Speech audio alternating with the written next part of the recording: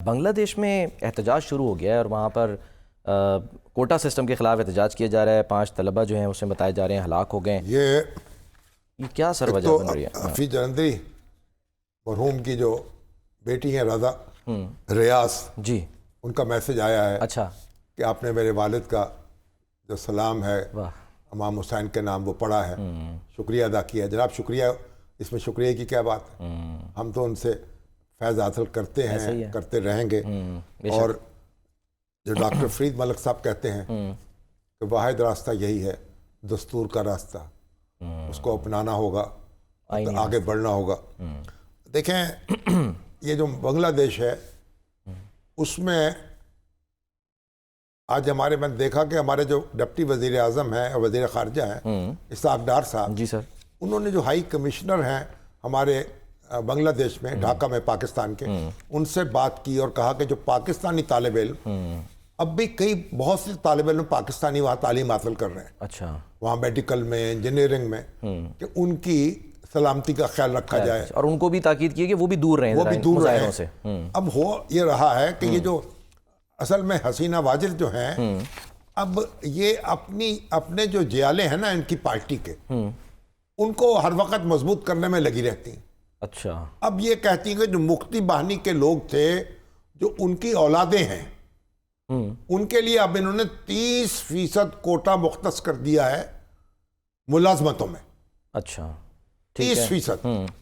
اب یہ جو مفتی باہنی کے کون لوگ ہیں، نواسے کو ہیں، پوتے ہیں، نہیں ہیں، جو ان کے اس وقت عوامی لیگ کے اور چھاتروں لیگ ان کی جو اس کے جو جیالے ہیں، گویا ان کے لیے ان کی روٹی روزی کا بندوبست کیا جا رہا ہے. اور جو عام طالب علم ہے ان کو یہ گراں گزر رہی ہے کہ بھئی یہ تو میرٹ کی دھجیاں بکھیری جا رہی ہیں، اور ایک پارٹی کارکنوں کو اکوموڈیٹ کرنے کے لیے یہ اس طرح کے کوٹے مختص کیے جا رہے ہیں. تو ایک احتجاج جو ہے پورے بنگلہ دیش میں احتجاج کی لہر اٹھی ہے، اور اس کو دبایا جا رہا ہے.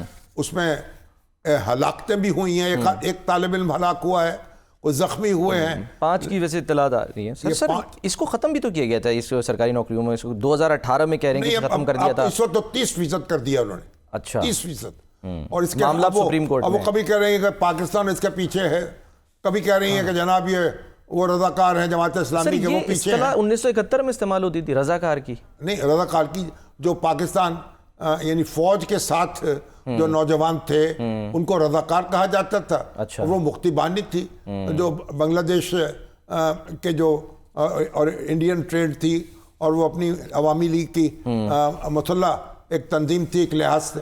تو بہرحال اب یہ وہ کہہ رہی پاکستان یہ کر رہا ہے. اب بتائیے بھائی، بات یہ ہے کہ آپ اپنے مسائل حل کریں محترمہ حسینہ واجد صاحبہ، اور اپنے لوگوں پہ رحم کھائیں، میرٹ کی دھجیاں نہ بکھیریں، اور طرح طرح کے بہانوں سے اور طرح طرح کے ہیلوں سے اب اپنے ہی نوجوانوں کو مایوس نہ کریں. اور یہ ہمارے وزیر خارجہ جو ہیں، ڈپٹی وزیر اعظم جو ہیں، انہوں نے ان بچوں کی خبر گیری کی ہے جو پاکستانی وہاں ہیں. اچھی بات ہے، لیکن ان کو چاہیے کہ جو کیمپوں میں محصور پڑے ہیں، پاکستان کا نام لے رہے ہیں آج بھی، اور پاکستان کی حکومت ان کو پاسپورٹ جاری نہیں کر رہی، وہ اب پتہ نہیں 1.5 لاکھ رہ گئے ہیں یا 2 لاکھ رہ گئے ہیں، اور کیمپوں میں ہیں، زمین تنگ ہے، اور ان کی کوئی بات نہیں سنتا. تو آپ کو پاکستانی طالب علم کا تو خیال آ گیا، وہ پاکستان کے لیے کہ جو جانثار ہیں اس کے برسوں سے مشقت کاٹ رہے ہیں اور پاکستان زندہ باد کا نعرہ لگا رہے ہیں. اسحاق ڈار صاحب ان کی فکر بھی کریں، ان کی طرف بھی توجہ کریں، ان کو بھی واپس لائیں. اور تو اور یہ ابھی میرے پاس ایک شاہد وحید ڈار صاحب ہیں، اچھا، انہوں نے ایک لکھ کے بھیجا ہے، ان کے داماد تھے شجاع الرحمان، ان کی بیٹی ہے مصباح شاہد ڈار اپنے 2 بچوں کے ساتھ. اچھا، 8 سال پہلے شام گیا ہیں وہ ترکی سے ہوتے ہوئے. اچھا، اب ان کا بیٹا وہاں گرفتار ہے، اور بیٹی جو ہے وہ کیمپ میں ہے، اور 2 بچے ہیں، ان کا پرسان حال کوئی نہیں ہے. معلوم ہوا کئی پاکستانی وہاں جیل میں ہیں، کیمپوں میں سڑ رہے ہیں. اسحاق ڈار صاحب سے ہم نے گزارش کی ہے تفصیل ان کی بھیجی ہے. خدا کے لیے آپ ان کی طرف بھی توجہ دیں, یہ بھی آپ کی ذمہ داری ہے. ہر پاکستانی اس پہ جو بھی مشکل پڑتی ہے دنیا کے کسی کونے میں, وہ پاکستان کی حکومت پر لازم ہے اس کے کام آئے, اس کا ہاتھ پکڑے, اس کی مشکلات کو آسان کرے. تو ڈار صاحب یہ توجہ بھی فرما دیں, اس طرف بھی توجہ کر لیں, اور یہ بھی آپ کے منصب کا تقاضا ہے اور پاکستانیت کا تقاضا ہے. اور پاکستان جو ہے, دیکھیے پاکستان آج بنگلہ دیش میں بھی زندہ ہے, دیکھ لیں آپ, اس کا جذبہ زندہ ہے.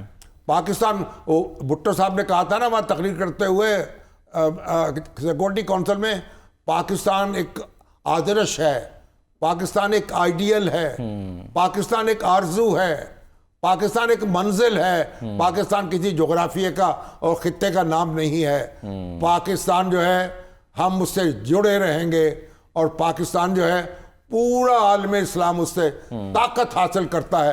ہماری ساری بدعمالیوں کے باوجود, ساری خرابیوں کے باوجود, ساری کوتاہیوں کے باوجود, آج بھی پاکستان جو ہے وہ حوصلہ دیتا ہے. غزہ سے لے کر اور دلی تک ایک حوصلہ ملتا ہے پاکستان کے نام سے. پاکستان کی حفاظت کیجئے, آمین. پاکستان کو توانا کیجئے, اور سر ایسے حالات پیدا کیجئے کہ لوگ یہاں پر رہیں, یہاں کاروبار بھی کریں. حالات